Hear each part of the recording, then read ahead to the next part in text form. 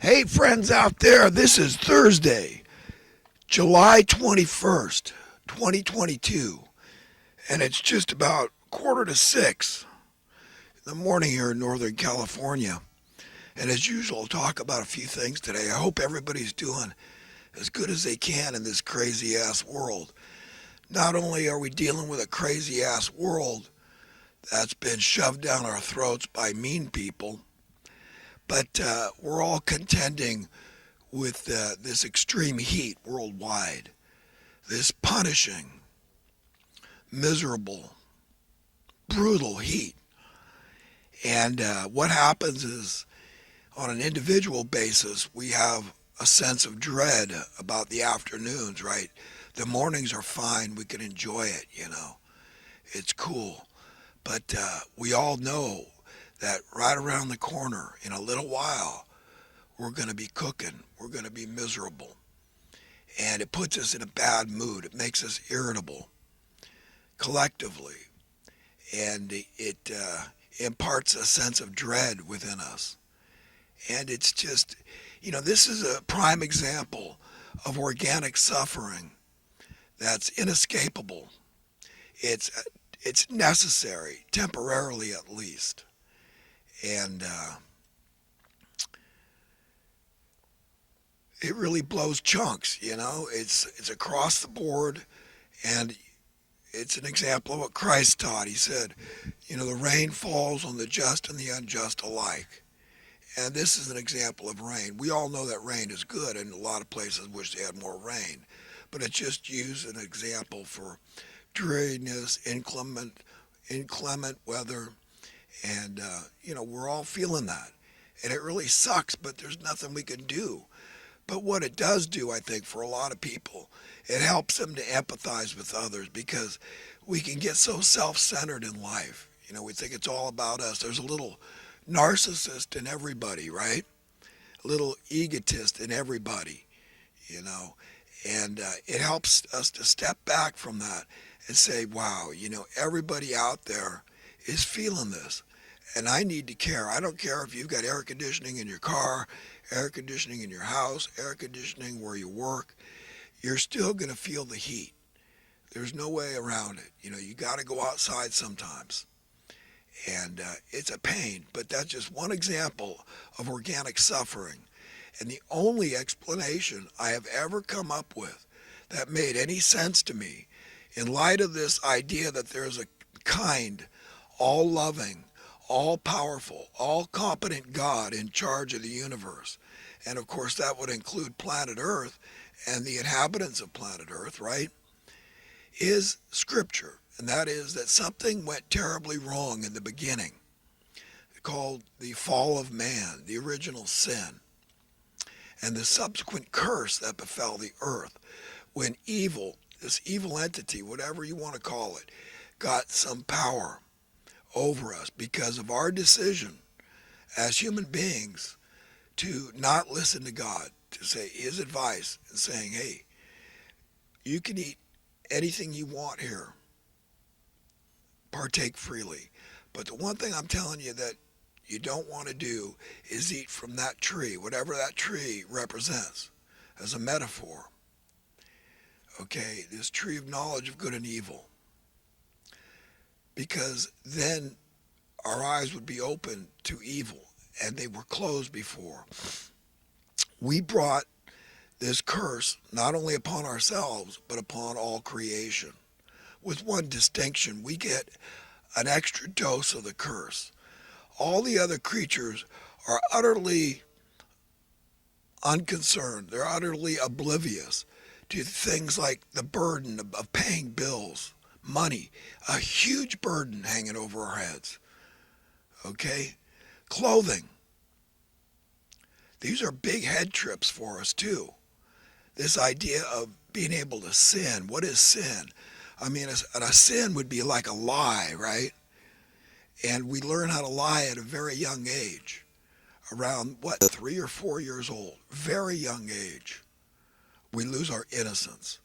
And then we are at the age of accountability. Then we have to give an answer for not being true to ourselves, for not being true to others, for not being the person we truly want to be. But no other creature, although all the creatures, including humans, have a lot in common, right? We're living beings. We can say that much. We all have sexuality. That male-female paradigm is replete through all creation. We share these things in common. But the only thing that they don't have to deal with that we do is a big deal. It's a big deal. I mean, isn't it enough that we've got things like diseases? I mean, just an array. How many diseases are out there? How many forms of affliction are out there? How many different accidents can befall us? How many natural disasters? These are examples of organic suffering that's across the board that we all have to contend with. Good cause to be empathetic toward your fellow human being, right? And say, wow, stand back from my own suffering because I'm having a hell of a time. I hate the heat with a passion. I hate it. I despise it. And I don't like the freezing cold much better, okay, if any. So these extreme temperature variations bug the hell out of me. And I think they bug the hell out of others. But this is something that bugs us that we can't change. But we all know that this is the reason for politics and why you should vote, do your civic duty, right? Even though we got these two gangs running the show who have a lot in common. They have common interests. They're all very well-to-do. Look into the financial stature of most of these politicians. You think they want to be on the hook for this national debt? Okay, this is something that is falling on the backs of those that can least afford it. They know that. These politicians know that. They're evil. The vast majority, yes, that's a generalization, but the vast majority of the politicians out there, from the executive on down, are evil because they love money and they love it more than you. Okay, they love it more than the Constitution that talks about we the people and justice and fairness for all. Do you understand what a dilemma we're in? Because these are the people in power. These are the ones that rubber stamp what the Federal Reserve says. Or they say, this is what we want. We need a bailout. We need to bail out the criminal bankers who dump too much money on the housing market, blew out the pipes of the economy, but we're going to make sure they don't get a haircut. We're going to give the haircut. We're not going to talk about it, but we know how we're going to carry the interest, pay the interest on this principal, this $30 trillion. We're going to dilute the money. You understand how that works? That's called currency debasement, right? It goes further, and we don't care because we'll just take above and beyond what we need to compensate us for the increase in the cost of living we're causing. And some people don't care. It works to their benefit when we have inflation, which is the cause of currency debasement. It's a tax. This is how the taxes are getting paid. They're not falling on the backs of the rich to pay this national debt. It's falling on the backs of the poor. And then we set up all these failed welfare programs and blame the poor. You know, why don't they just, stop being a bum, lift yourself up by your bootstraps, stop being a drunk, stop being a druggie, stop being lazy, get a job, hippie, right? And blame them. Oh, you're on food stamps. Oh my God. You're something defective. You're immoral. What's wrong with you? Oh, you're on Section 8 housing? Oh my God, wouldn't want to be like you, right? Utterly failed welfare programs. That $50 billion a year we spend on housing for the poor goes in the pockets of fat cats and makes the problem worse. Can you imagine? And yet we're going to keep listening to these evil, not forget idiot, that's fine, be an idiot, be incompetent, but you're evil. You're doing it deliberately on purpose. You know what you're doing. Democrats and Republicans. You know, last week I said, I don't know what's wrong with the Democrats. I don't know what's wrong with the Republicans either. But I was talking about that in relation to Jimmy Carter because he was not reelected for a second term. And I think, God, of all the presidents, I wasn't even old enough to vote back then. I was like 16, 17. This was 1974, 75. And, but God almighty, I mean, he's the last president I liked was Jimmy Carter. I'll be honest. The last president I liked that I thought was real, that showed this country still had a glimmer of hope with men like Jimmy Carter as president.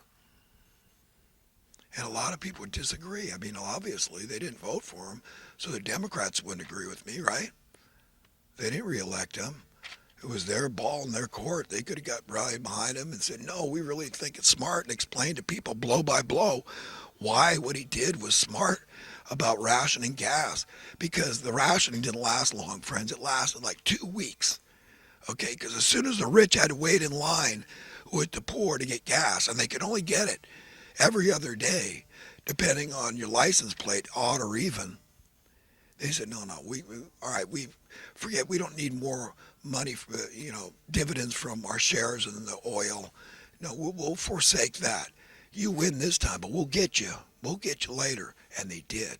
Democrats and Republicans got us later through raising our cost of living, through debasing, devaluing, deworthing, diluting the worth of our money.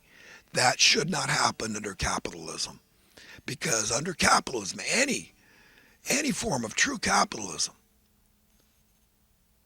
supply and demand is involved.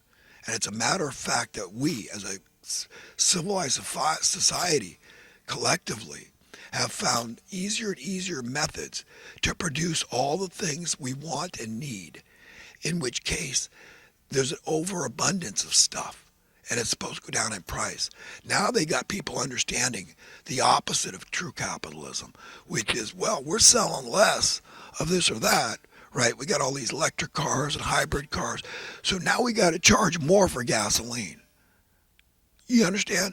And the public, they've trained to be idiots, to be deluded, and to say, all right, we get that. Yeah, you're selling less, so you got to charge more to compensate, because you can't take a loss, you can't take a haircut.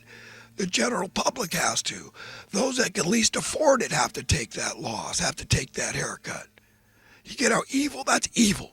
That's the politicians, these lawmakers, these deciders.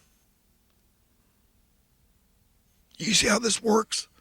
And now, look at minimum wage. Go online and look at labor statistics from the Federal Labor Department, minimum wage. Federal minimum wage in the early 60s, when it was about $1 an hour. And you could live a middle-class life. You could be a homeowner. Your wife could stay home, take care of the family if she wanted to. The husband could. You could both work and live an upper middle-class life. Have disposable income. $1 an hour. Your mortgage would be about $50 a month. The house my parents paid $8,000 for in an arm's length transaction down in Santa Cruz, California. That house would be well over $800,000 today, I guarantee it. Big yard. $800,000. What does that mean? Do you understand? That means that dollar is worth 1%. If I got that right, 1%. Yes, 100 times 8,000 would be 800,000. Am I right? Do I need to get my calculator out? Somebody correct me if I'm wrong, or I'll check my math later, but I'm pretty sure